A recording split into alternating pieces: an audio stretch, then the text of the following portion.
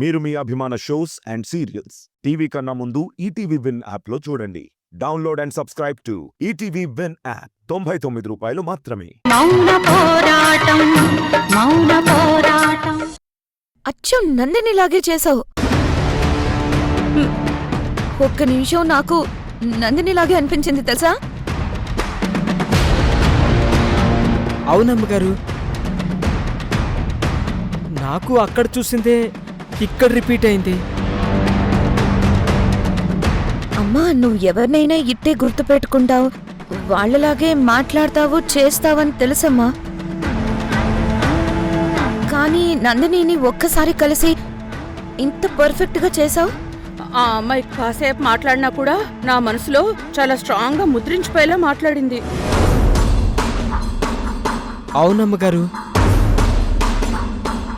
అమ్మగారి మీదకే ఆమె రాయెత్తుకొచ్చేసరికి నేను భయంతో వణికిపోయానమ్మా.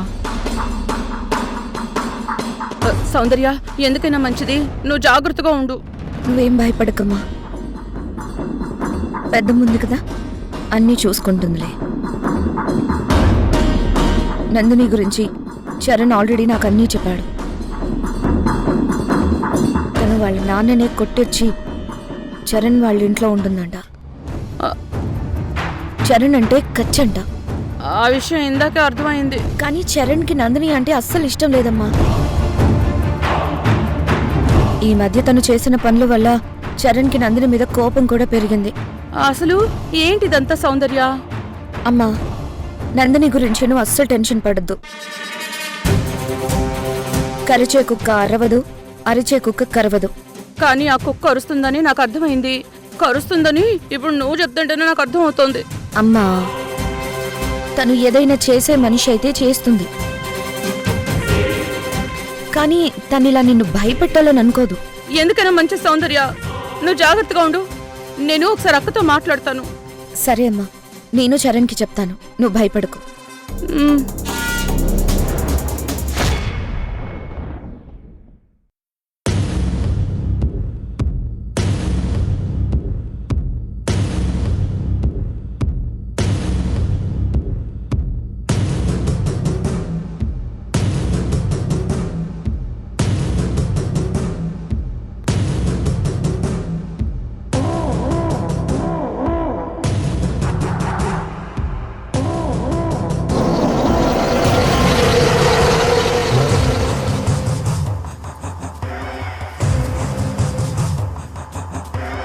మురారి, నేను మారిపోయానని నీకు ఎలా చెప్పాలో నాకు అర్థం కావడం లేదు. నేను నిన్ను ఎంతలా ప్రేమిస్తున్నానో నీకెలా చెప్పాలి? ఏయ్, నిన్నెవరి గదిలోకి రమ్మన్నారు? వదినా, వదినా,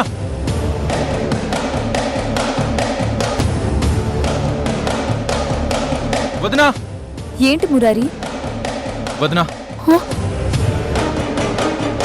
తను ఇక్కడ ఉండడం ఇంకా కుదరదు. ఆవిడి గారి ఇంట్లో ఉండడానికి నేను ఒప్పుకోను.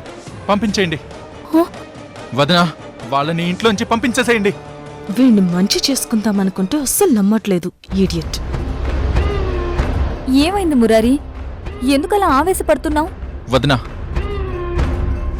మీరు తన మీద జాలి తలిచి లోపలికి రానిచ్చారు. కానీ ఇది లోపల చాలా పెద్ద ప్లాన్తోనే ఇంట్లోకొచ్చింది.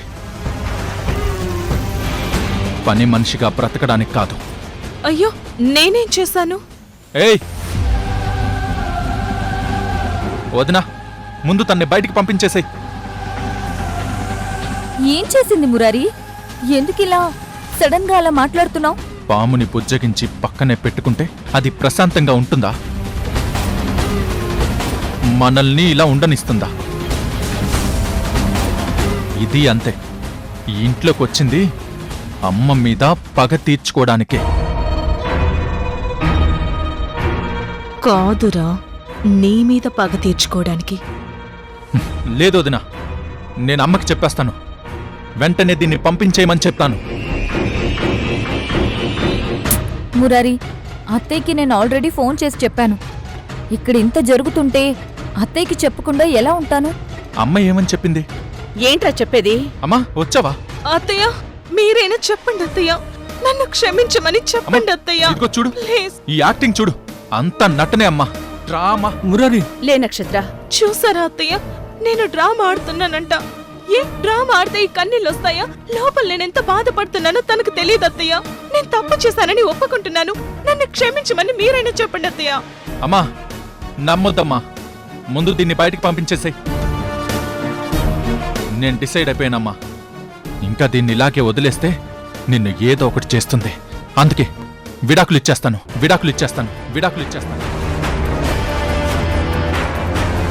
అప్పుడైతేనే ఇది ఈ ఇంట్లోకే రాలేదు. వెంటనే డైవర్స్కి ఏర్పాటు చేయమని లాయర్కి చెప్తాను. ఏం కాదమ్మా, నువ్వే చెప్పు. ఆగు మురారి, డివోర్స్ ఏంటి? లేదంటే ఈ పిశాచి ఇంట్లోంచే వెళ్ళదమ్మా. మురారి, అగ్నిసాక్షిగా తాళి కట్టింది విడాకులిచ్చి విడిపోవడానికి కాదు. భార్య తప్పు చేస్తే శిక్షించాలి, తనలో మార్పు తీసుకురావాలి. అంతేగాని విడాకులు ఇవ్వడమేంట్రా? అవునత్తయ్య, నన్ను శిక్షించండి. ఈ ఇంట్లోనే ఉంచి ఎంతైనా శిక్షించండి. కానీ నన్ను మురారికి దూరంగా బయటికి పంపించేయకండి. ఈ ఇంటికి దూరమై నేనెక్కడికని వెళ్ళగలను? ఎలా బ్రతకగలను? ప్లీజ్ అత్తయ్య, నన్ను క్షమించండి ప్లీజ్.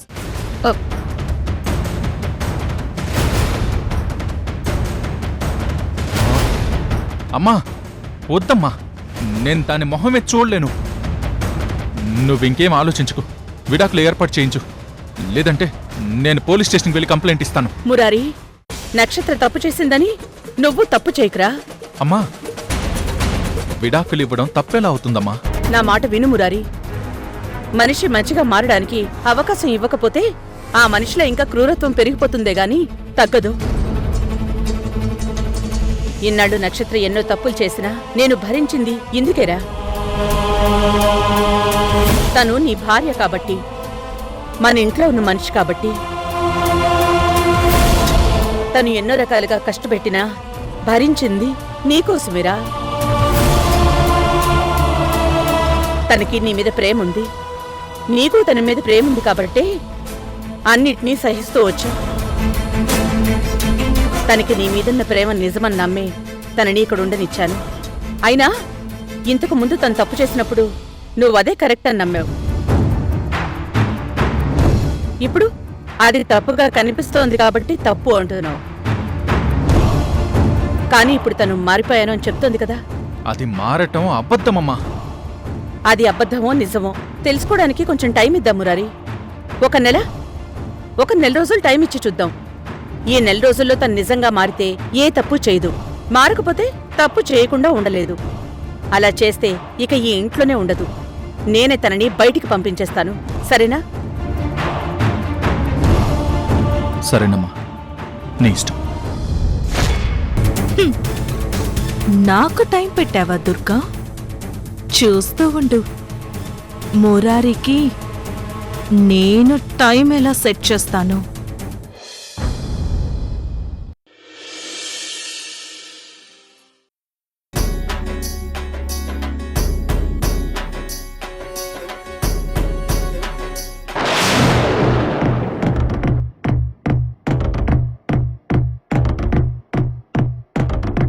హలో నందిని మేడం, మీరు చెప్పిన అమ్మాయి పార్క్ వచ్చింది.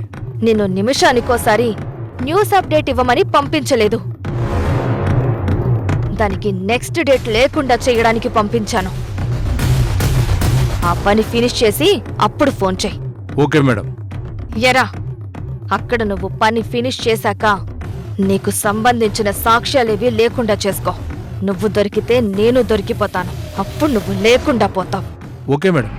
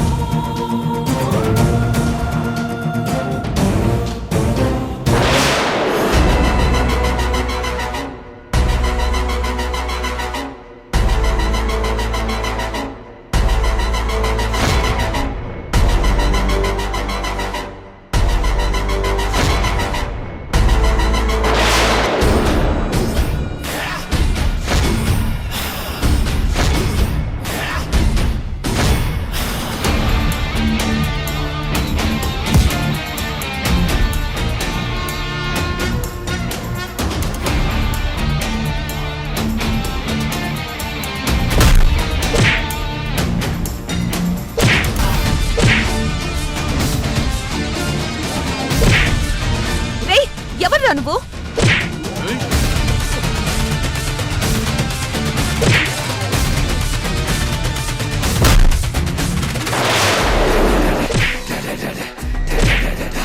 చరణ్,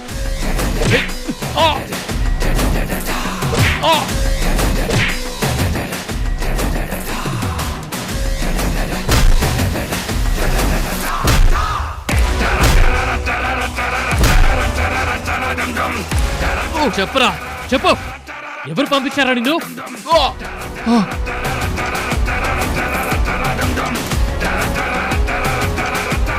చరణ్ వదిలే, చచ్చిపోతాడేమో. చరణ్ వదిలే ప్లీజ్. వీడు మిమ్మల్ని చంపాలని చూశాడు. వీడు చచ్చినా బతికించి మరీ నిజం చెప్పిస్తా. చెప్పరా, చెప్పు. ఎవరా నిన్ను పంపించింది? చెప్పరా.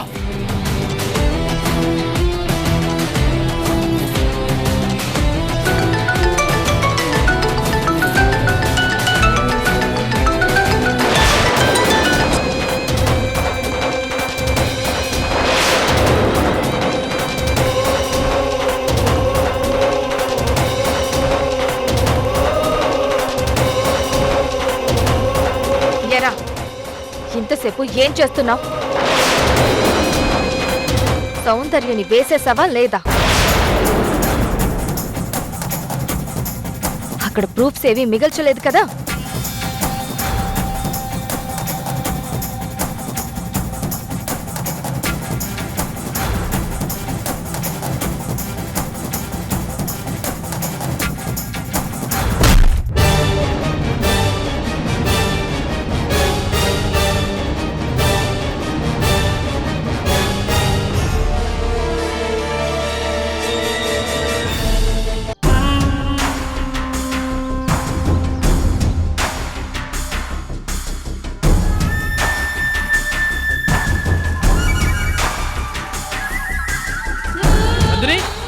నందిని, చరణ్, ఏంట్రా అలా అరుస్తున్నావు?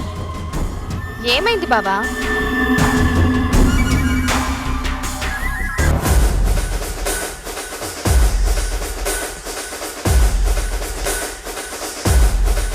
ఏంటి నన్ను చూసి అంత షాక్ అయ్యా? ఇప్పుడే కదా చంపేశాడు, బ్రతికేలా వచ్చిందనా? ఏంటి సంబంధం లేకుండా ఏదేదో మాట్లాడుతున్నావు. చేసిందంతా చేసేసి ఏమి ఎరగనట్టు మాట్లాడతావా? నువ్వు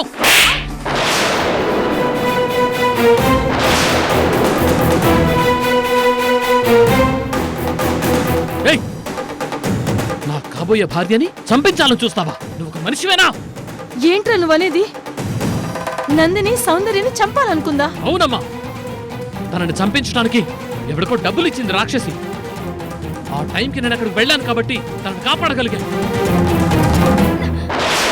ఏయ్ నందిని, ఏంటే నువ్వు చేసిన పని? ఇంత దుర్మార్గానికి ఎందుకు తలపెట్టావు? వాడి కోసం సౌందర్యని చంపడం ఏంటే?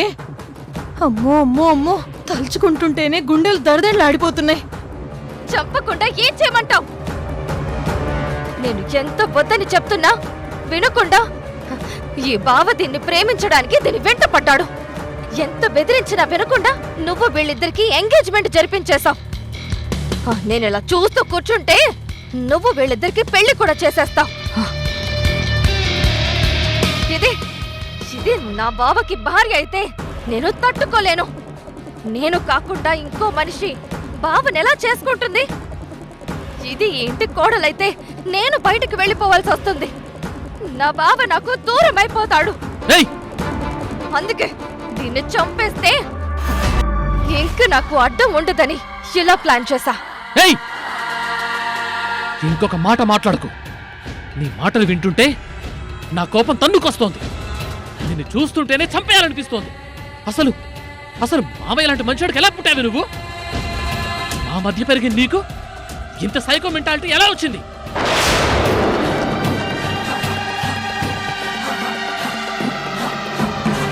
నేను నిన్ను పెళ్లి చేసుకోనని ఎంత మొత్తుకుంటున్నా నన్నే చేసుకుంటానని నా వెంట పడితే నేను నిన్నెలా చేసుకుంటాను? నీ మీద ప్రేమే లేకుండా నీతో కాపురం ఎలా చేస్తాను? బావా బావా బావా, ఏయ్! నువ్వలా అనొద్దు బావా. మనం పెళ్లి చేసుకుంటే కాపురం చేస్తూ ఉంటే ప్రేమ అదే పుట్టిస్తుంది. ఏయ్, ఛీ, నోర్మి! పెళ్లి చేసుకుని కాపురం మొదలు పెడితే పుట్టేది ప్రేమ కాదు, పిల్లలు. ఆ వాళ్ళే మన ప్రేమ గుర్తులు. వాళ్ళు ప్రేమ గుర్తులెవరే? నీ మూర్ఖత్వానికి నా చేతకంతనానికి ప్రతిరూపాలవుతారు. ఒక మనిషి మనసులో ప్రేమను పుట్టించడం ఆ మనిషిని పుట్టించిన దేవుడికే సాధ్యం కాదు.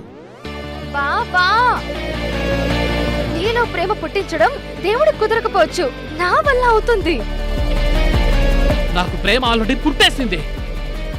మా అమ్మ నేను ఎంత ప్రేమిస్తున్నానో అంత ప్రేమ నాకు సౌందర్యం మీద పుట్టేసింది. ఇంకా నాకు మళ్ళీ ఆ ప్రేమ ఎవరు ఇవ్వలేరు. చూడు, సౌందర్య నా జీవితం, సౌందర్య నా సర్వస్వం.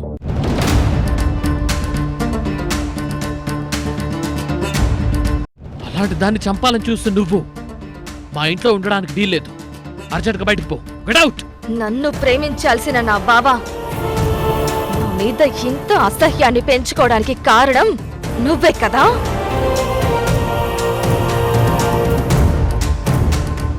అసలు నిన్ను చంపమని వాడెవడికో చెప్పడం ఎందుకు? నేనే చంపేస్తే సరిపోయేది కదా. ఇప్పుడే చంపేస్తా, ఇప్పుడే చంపేస్తా, ఇప్పుడే చంపేస్తా, ఇప్పుడే చంపేస్తా. ఏయ్! నందిని, ఏయ్! చంపేస్తా. వదులు! నందిని, నా ఆగు. బావ నా సొంతం చేసుకుంటాను. ఏయ్, నందిని, వదులు! వదులు! నందిని, నందిని! వదులు. వదులు! వదులు. నందిని!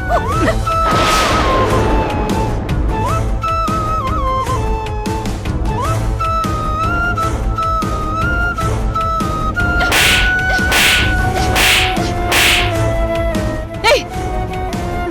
నేను నిన్ను కొట్టకూడదని ఊరుకున్నానే. నిన్ను ఈ చేతులతో పెంచాను. నాకు ఓ కూతురు పుట్టాలని నా కోరికని నిన్ను పెంచుతూ తీర్చుకున్నాను. నువ్వేం చేసినా ముద్దు అల్లరి అని ఆనందపడ్డాను. నువ్వు నా మీదకి కత్తెత్తినా చెయ్యి చేసుకున్నా నా కూతురే నా మీద గొడవ పడుతుంది అనుకున్నాను. అందుకే ఊరుకున్నాను, ఏమీ అనలేదు. కానీ ఈరోజు నీ రాక్షసత్వంతో ఓ ఆడపిల్లని చంపడానికి చూసావంటే నిన్నస్సలు ఊరుకోను. ఏయ్! నువ్విక్కడ ఇంకొక్క క్షణం కూడా ఉండడానికి వీల్లేదు. పో, బయటికి పో. మూవ్. బావా బావా, వద్దు బావా, వదులు బావా, బావా బావా బావా. ఆ!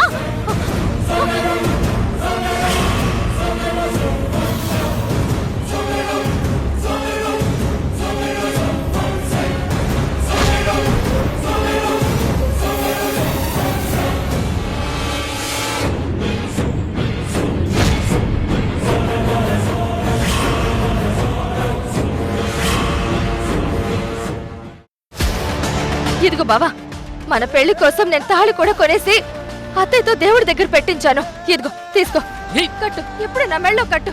కట్టు బావా, హే వదులు. కట్టు బావా. బా. ప్లీజ్ బావా, నేనే నీ పెళ్ళాన్ని బావా. ప్లీజ్ బావా, నీ సంగతి తర్వాత చెప్తాను. ఏయ్, చీ, పో అవతలకి. ముందు తాళి కట్టు బావా, ప్లీజ్ బావా. నీకు అసలు మనసు అనేది ఉందా? ఇంత చండాలంగా ఎలా బిహేవ్ చేస్తున్నావు? ఎంత తిట్టినా మళ్ళీ మళ్ళీ పెళ్ళంటావేంటి? నీకు పిచ్చెక్కింది. వెళ్ళి మెంటల్ హాస్పిటల్లో జాయిన్ అవ్వు. సైకో కన్నా దారుణంగా తయారయ్యావు. నువ్వు చూస్తుంటే ఒళ్ళంతా కంపరంగా ఉంది. పో అవతలకి పో.